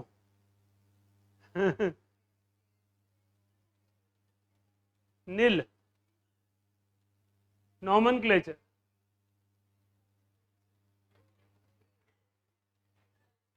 nomenclature of elements with atomic number greater than 100। 100 से नीचे का लिखेंगे गलत माना जाएगा, 100 से ऊपर को लिख सकते। This is a nomenclature rule followed only for elements with atomic number greater than 100। Letter लिखकर लास्ट में सिर्फ IUM लिखना है, that is the way elements are name. तो यहाँ कोई सेंटेंस नहीं लिखवाऊंगा, एग्जाम्पल दूंगा और आपको समझा दूंगा। लिखूं, लिखो फटाफट करो, ब्रैकेट के लेटर भी लिख लो, जरूरी है वो। अन, पहला nil, one is un, UN, bi, tri, quad, pent, hex, hept, sept, oct and enn. नहीं, मैंने कहा आपका एटॉमिक स्ट्रक्चर में बाद में डिस्कस कर, सारे कर लीजिए। मैं चाहता हूं अगर आज हम पहले पीरियोडिक टेबल पे डिटेल डिस्कशन, जिन्होंने किए होंगे उन्हें लग रहा होगा डिस्कस करने चाहिए, जो नहीं किया होगा उनको लग रहा वाह फायदा हो गया, अगले दिन 2 दिन और मिल गए। लेकिन आप ये समझ लीजिए जिसने मेहनत की है, मेहनत बर्बाद तो हुई नहीं, आपने कर लिया फायदे में, अगले दिन का प्रेशर कम हो। चलिए, अब हमने लिखना है एलिमेंट 130, राइट। तो हम इसको लिखेंगे अन, अन ट्रायम। So this is the name of 113 अन और इसका सिंबल होगा UUT, अन ट्रायम, तो सिंबल होगा UUT। IUM ऐड करना, IUM।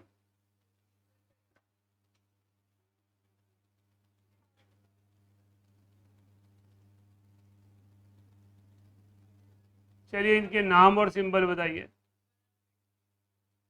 हाँ जी, अन पेंटियम, सिंबल क्या होगा,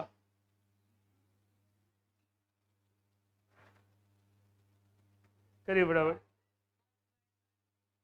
लिख दीजिए फटाफट।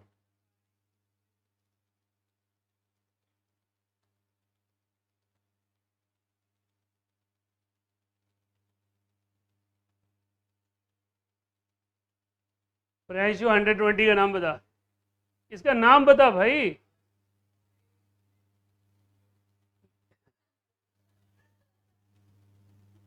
अन bi nilium, symbol will be UBN।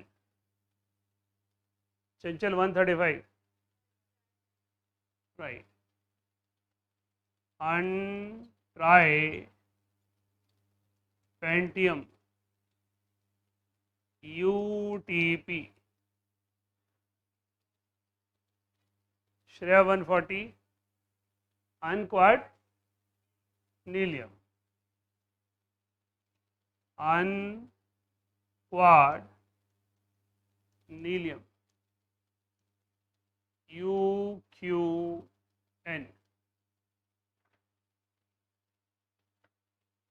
अमृत 108 का नाम बताओ। सर, सर इसका होगा अनिल, ऑक्टेलियम। ऑक्टियम।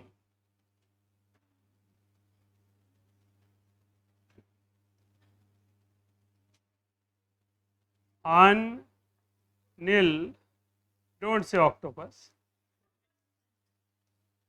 UNO।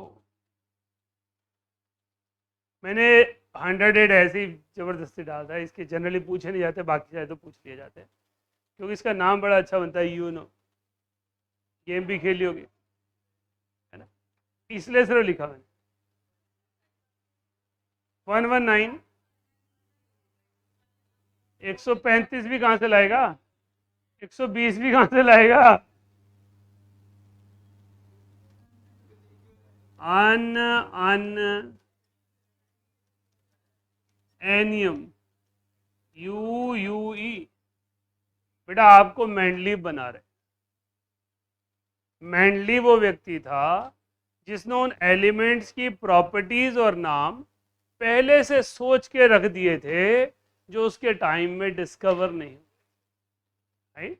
तो हम उनके नाम ढूंढ रहे हैं, IUPAC नॉमेनक्लेचर रूल कैसे लगेंगे वो बता रहे, राइट। तो IUPAC nomenclature rules are applied like this,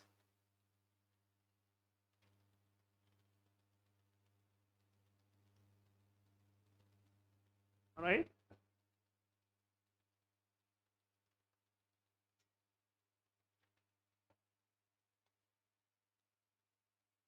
लिखिए आगे, नोट डाल के लिखिएगा। Elements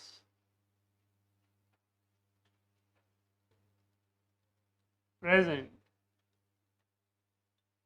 in a group have similarity in properties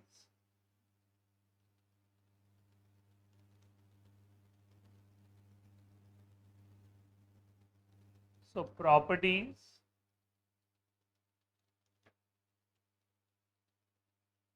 repeat themselves after certain interval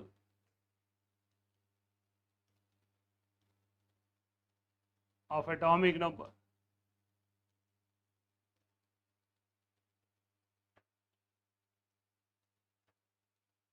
Set of these numbers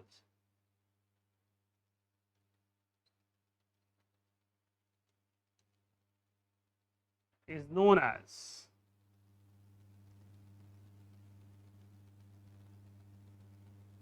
magic numbers. 8, 8, 18, 18, 32। तो जो अगर सिमिलैरिटीज की बात करेंगे, तो हमारे पास एक ग्रुप के एलिमेंट्स की बहुत सारी प्रॉपर्टीज सिमिलर होती हैं। चैप्टर का नाम क्या पढ़ रहे हो, periodic properties. What is periodic? Something which repeat itself after certain interval. we call magazines as periodicals, which means they are repeating after a certain interval. Some magazines or newsletter are weekly, monthly, bi-monthly, quarterly, yearly. That means we are defining their interval, we are defining their frequency, कितने time period के बाद वो आएंगी। इसी तरह periodic properties word का मतलब है the properties of element which repeat after certain interval. तो उस इंटरवल को एक नंबर दिया गया, नंबर सेट दिया गया, जिसे मैजिक नंबर।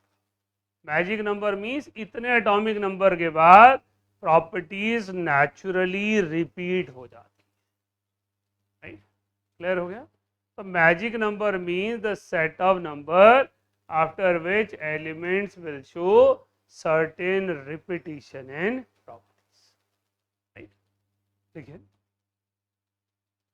अब एक एक ब्लॉक की कुछ कुछ प्रॉपर्टीज पढ़ेंगे। ये प्रॉपर्टीज आपको बुकलेट में भी दी हुई हैं, मैं सारी प्रॉपर्टीज नहीं लिखूंगा, सिर्फ दो तीन प्रॉपर्टीज जो बहुत फोकस रिक्वायर्ड है, ताकि वो नोट्स में आपके ऐड, बुकलेट में भी दी हुई हैं 7-8 प्रॉपर्टीज लिखी। They are reactive metals, they are reactive metals, brackets में लिखिए, except hydrogen and helium.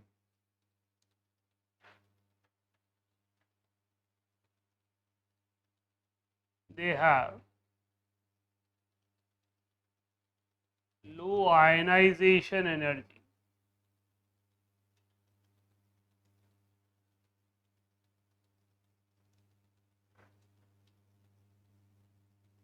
S block में हमारे पास दो कैटेगरीज हैं, दो ग्रुप हैं, alkali metals and alkaline earth metals. ये केमिस्ट्री के स्टूडेंट की जनरल नॉलेज होनी चाहिए कि अल्कली मेटल किसे कहते हैं। NS1, alkaline earth metals have NS2. So alkali metals have NS1 configuration. Noble gas के बाहर उनके पास एक ही इलेक्ट्रॉन होगा। अल्कली का मतलब होता है water soluble stronger basis. Alkali means water soluble stronger basis. Alkaline earth metal means जो मेटल अल्कलाइन हैं, बेसिक हैं, बट अर्थ क्रस्ट में अबंडेंस में है, इसलिए उनका नाम है अल्कलाइन अर्थ मेटल्स। अभी ये कुछ लिखिएगा नहीं साथ में। Lithium, sodium, potassium, rubidium, caesium, francium. तो हमारे पास अल्कली मेटल्स हैं lithium, sodium, potassium, rubidium, caesium and francium. Lithium का एटॉमिक नंबर है 3। सोडियम का क्या होगा? 3 and 8 11, 11 and 8 19 and 18 37, 37 and 18 55, 55 and 32 87 and 32 119, एनियम। इसलिए लिखवाया था UUE क्योंकि वो फ्यूचर अल्कली मेटल है।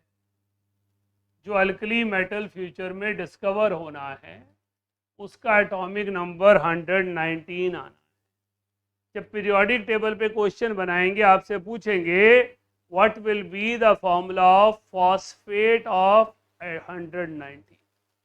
जब 119 डिस्कवर इन आंसर एक ऑप्शन क्या होगी? North east. लेकिन हम पीरियोडिसिटी जानते हैं तो हम फॉर्मूला निकालेंगे, क्योंकि सोडियम का भाई है तो जैसे सोडियम का होगा वही इसका होगा। Sodium sulphate is Na2SO4, so this will be UUE2SO4. Sodium phosphate is Na3PO4, UUE3PO4. Right? So we are studying periodicity in order to understand how we can predict properties of unknown elements. Right? आपके पास alkaline earth metal में आ गया beryllium, magnesium, calcium, strontium, barium, radium. Atomic number 4, तो magnesium क्या होगा? 12, calcium 20, strontium 38, barium 56, radium 88। Next क्या होगा? 120, अनबाइनीलियम। Right? 121 मेरे को भी नहीं पता प्रॉपर्टीज, क्योंकि 121 पे मुझे जी सबशेल ढूंढना पड़ेगा, लेकिन 120 तक आपसे क्वेश्चन पूछे जा सकते हैं। तो 119 और 120 आपको पता होने चाहिए। नोट कीजिए।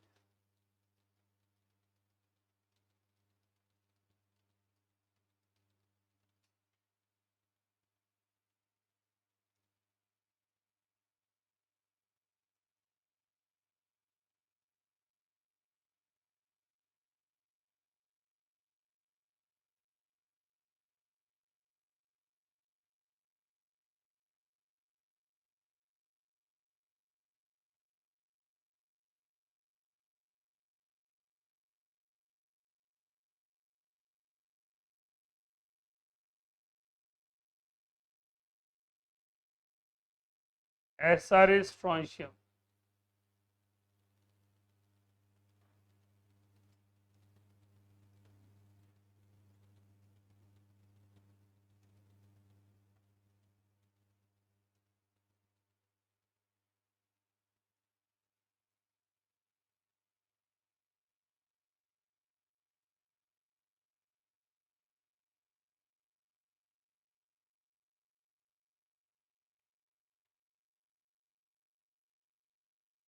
S block metals are reactive metals. They are classified as alkali metals and alkaline earth metals. They form water soluble stronger bases. Right? क्या रह गया, क्या नहीं समझ आया?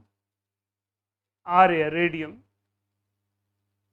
पॉपुलर मेटल है, जानते होंगे। रेडियम अपने शाइन के लिए जाना जाता है, अंधेरे में चमकता है।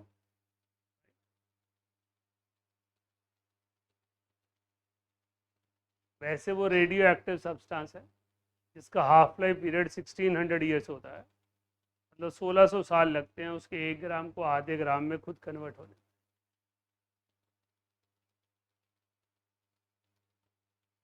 सबसे reactive radio active substance francium है, 20 मिनट हाफ लाइफ है, मतलब टेबल पे पड़ा है तो एक ग्राम 20 मिनट के बाद आधा ग्राम रह जाए, अगले 20 मिनट में 0.25 रह जाए, अगले 20 मिनट में 0.125 रह जाए।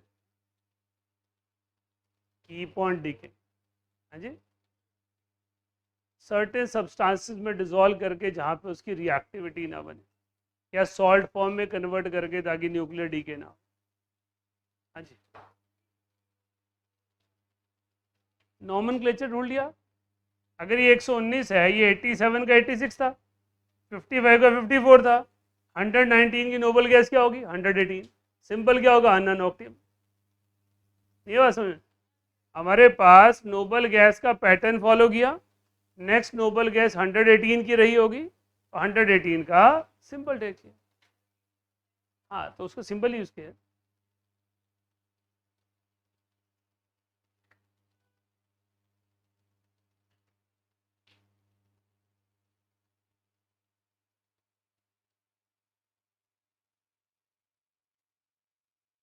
चलें आगे, नोट डाल के लिखे।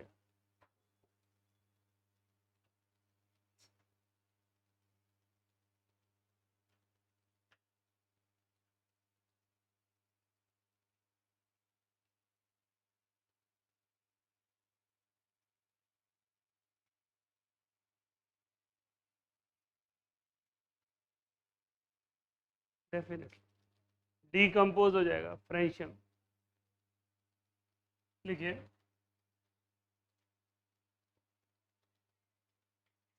Hydrogen show resemblances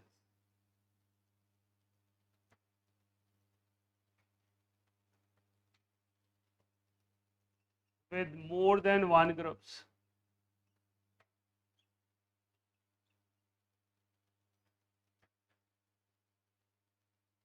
as well as difference from these groups.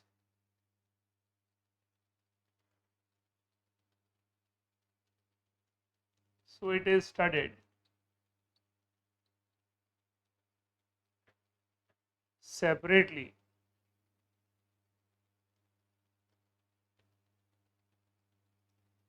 although placed in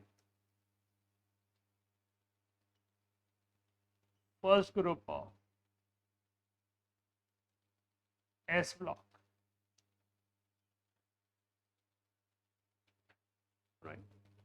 बेटा, जितने इंटरनेशनल ऑथर्स सिर्फ केमिस्ट्री के बारे में इंटरेस्टेड है लिखने में, जिनको किसी एग्ज़ाम से कोई कंसर्न नहीं, वो हाइड्रोजन को पीरियोडिक टेबल के किसी ग्रुप में नहीं रखते। राइट, वो पीरियोडिक टेबल में ऐसे एक प्लेस क्रिएट करते हैं और यहाँ हाइड्रोजन लिख देते हैं, नहीं पता कहाँ आएगा। राइट, क्योंकि हाइड्रोजन के पास बहुत सारे एलिमेंट से सिमिलैरिटीज़ हैं, बहुत सारे एलिमेंट से डिफरेंसेस हैं। फर्स्ट इनिशियल पोजीशन उसकी 1s1 की वजह से alkali metal, it must belongs to first group alkali metal, क्योंकि पीरियोडिक टेबल की पीरियोडिसिटी में फर्स्ट एलिमेंट वही है। लेकिन बाकी सारे मेटल हैं, बोली अल्कली मेटल रहे हैं, हाइड्रोजन तो गैस है, metals are not gases, so hydrogen is a non metal. बाकी सारे मेटल रिएक्टिव मेटल हैं, सबकी आयनाइजेशन एनर्जी कम है और हाइड्रोजन की ionization energy one of the highest. ये क्लोरीन से इलेक्ट्रॉन निकालना आसान है और हाइड्रोजन से इलेक्ट्रॉन निकालना मुश्किल है। Ionization energy of hydrogen is very very high. We can not prepare H positive easily in comparison to Cl positive अगर हम सिर्फ आयनाइजेशन एनर्जी को क्राइटेरिया। लेकिन जैसे सभी reactive metal less reactive metals को डिस्प्लेस कर देते हैं, रिड्यूस करवा देते हैं, हाइड्रोजन भी करवा देते हैं। इसका मतलब कुछ उसकी प्रॉपर्टीज रिड्यूसिंग भी हैं, कुछ प्रॉपर्टीज उसकी लेस रिएक्टिव, इसलिए उसको किसी भी जगह पर परफेक्टली फिट नहीं किया जाता। इसीलिए आपकी 11th की बुक्स में भी हाइड्रोजन एंड इट्स कंपाउंड अलग चैप्टर है, एस ब्लॉक और पी ब्लॉक अलग चैप्टर। ऑल्दो अभी सिलेबस से रिमूव्ड हैं, लेकिन जब चैप्टर के नाम रखे गए तो हाइड्रोजन एंड इट्स कंपाउंड्स अकेला एलिमेंट है जिसे इतनी रेपुटेशन दी जाती है, भाई चैप्टर तेरा अकेला, बाकी सारे इकट्ठे। एस ब्लॉक एलिमेंट सारे के सारे अल्कली अल्कलाइन अर्थ मेटल इकट्ठे, पी ब्लॉक एलिमेंट 8 के 6 ग्रुप इकट्ठे। लेकिन हमारे पास hydrogen and its compound is a separate chapter, क्योंकि हाइड्रोजन की प्रॉपर्टीज डिफरेंट है। लेकिन आगे helium has 1s2 configuration,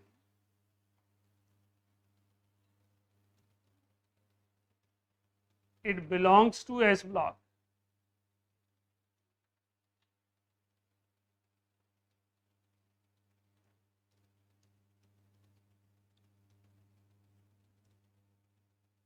note के बाद but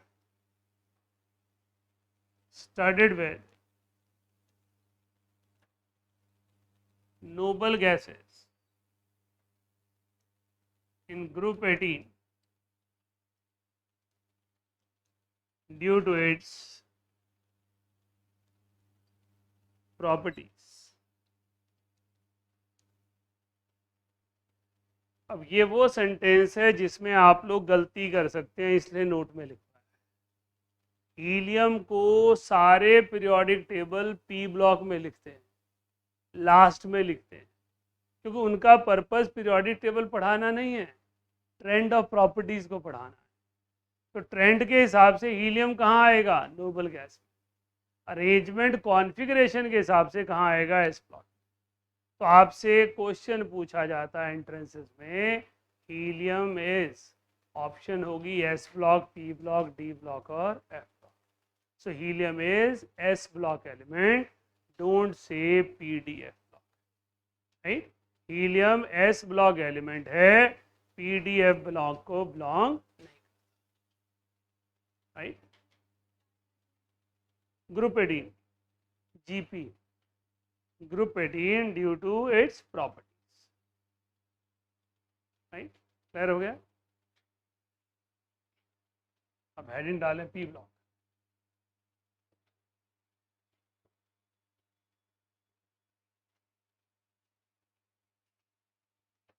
It has 6 groups,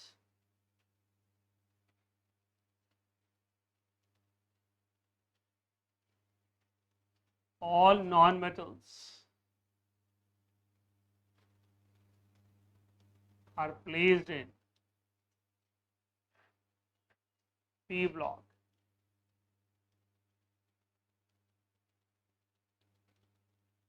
They have higher ionization energy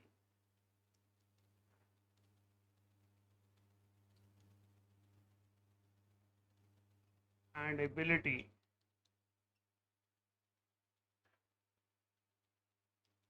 to gain electrons.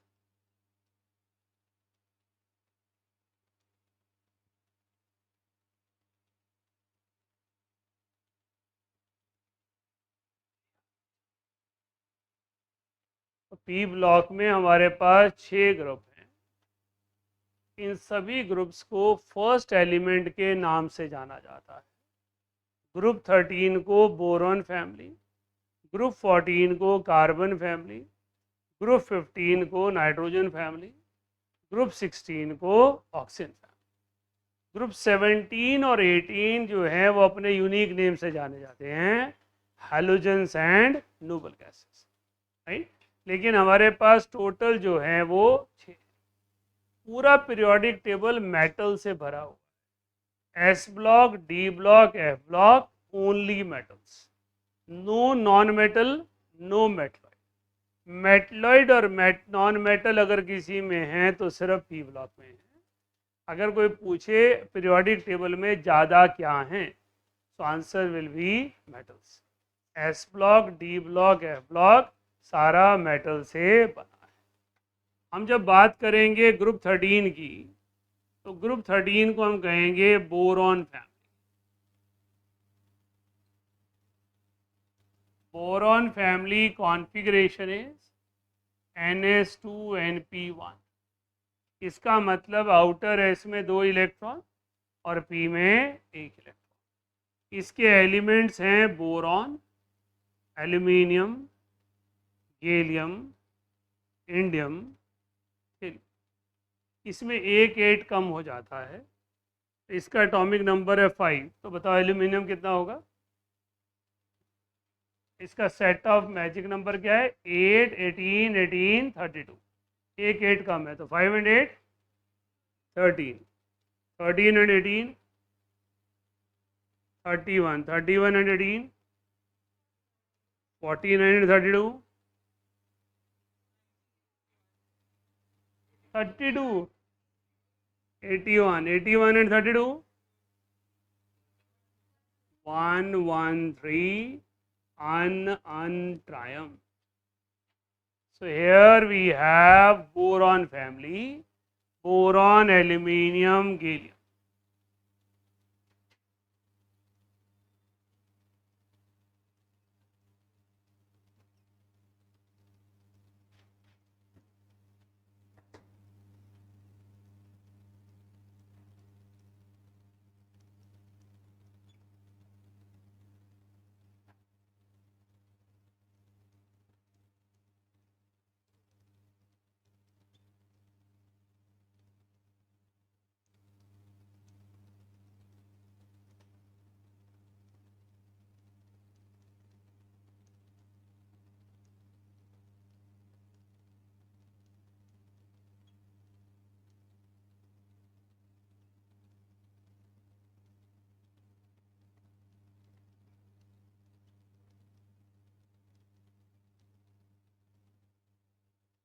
Indium ion, इसका निमोनिक्स बड़ा funny बना। बैंगन, आलू, गाजर इन थाली। बैंगन, आलू, गाजर इन थाली। कोई कुछ भी बना दे, वो तो हमने बनाया ना एलिमेंट। बड़े सारे बने हुए हैं। बाबा अली गए इंडिया से थाईलैंड।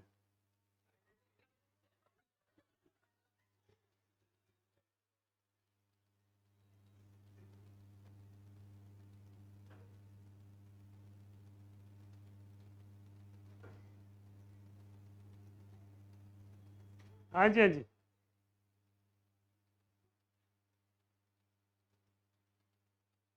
ये बस सुनने में ठीक लगती है, मुझे तो निमोनिक्स वाली चीज़ें पसंद नहीं आती। प्रैक्टिस करो, ऐसे याद हो जाते हैं, इतनी बार हो जाते हैं। Boron, aluminium, gallium, indium and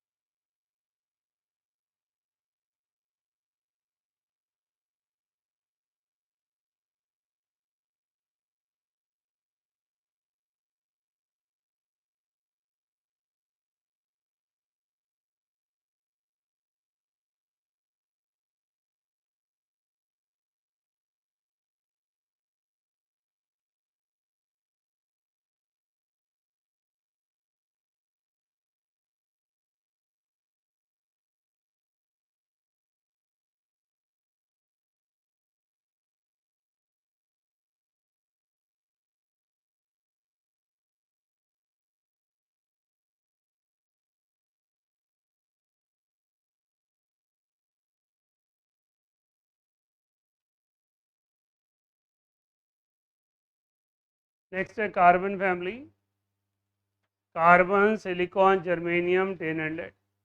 carbon का एटॉमिक नंबर है 6, तो 8 ऐड करेंगे तो सिलिकॉन बन जाएगा, कितना हुआ 14, 14 में 18 ऐड किया, 32 में 18 ऐड किया, और उसमें 32 ऐड किया 82, उसमें 32 ऐड किया 114 अनक्वाडियम।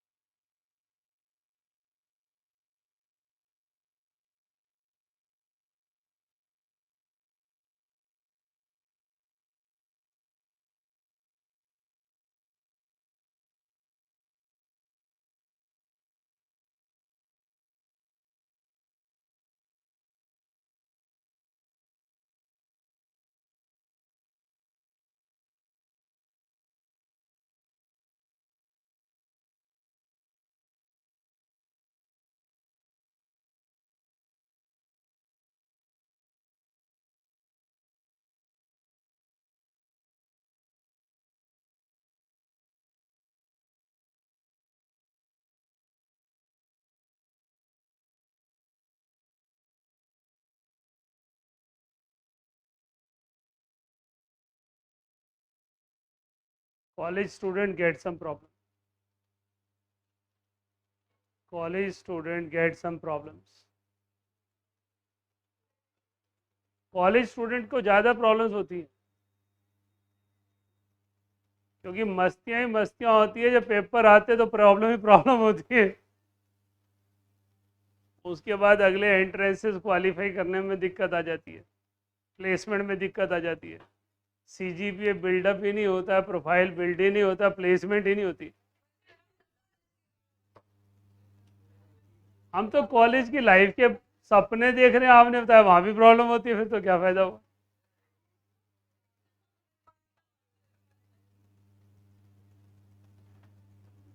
क्या कह रहे हो? आईआईटी के लिए कुछ पूछ रहे थे आप? देखो, प्रॉब्लम तो किसी को भी नहीं होती, और प्रॉब्लम दुनिया में जो जन्मा है उसे होगी, ट्रू। प्रॉब्लम अपने हाथ में होती है, हम अपने पास से लेकर आते हैं, है ना? अगर हम किस चीज़ को प्रॉब्लम मान रहे हो तो हमारी मर्जी है। तो प्रॉब्लम क्या चीज़ नहीं होती, प्रॉब्लम तो सबको होती है और प्रॉब्लम नहीं भी होती।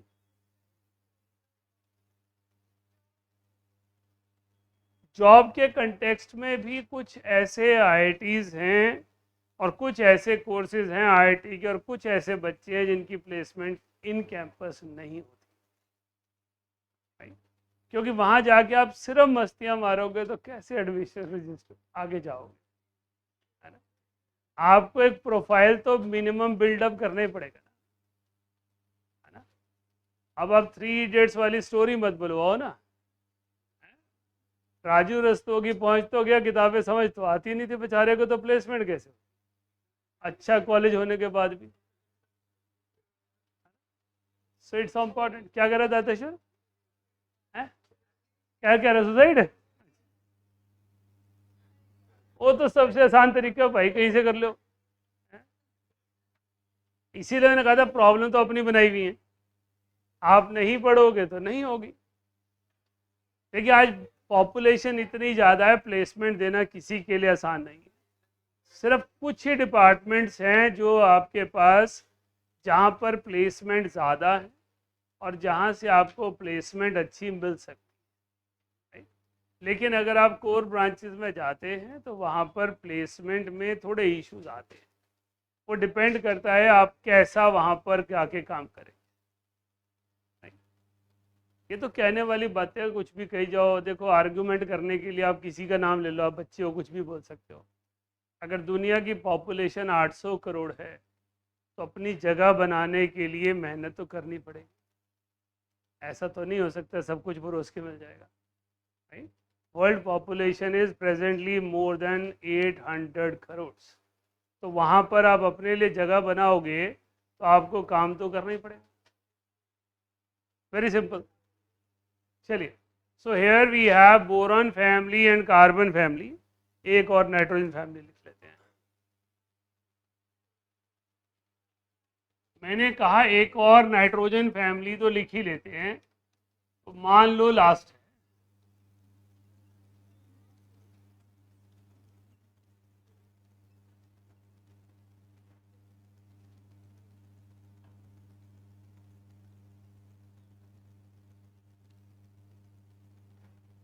आपके पास ग्रुप 15 का कॉमन नेम है pnictogens.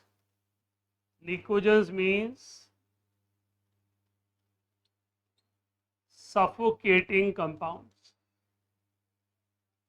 poisonous compound, toxic compounds, nitrogen, phosphorus, arsenic, antimony, bismuth। बेटा एटॉमिक नंबर बोलो क्या आएगा फॉस्फोरस का? 7 and 8, 15, 15 and 18, 33 and 18, 51 and 32, 83 and 32, 115।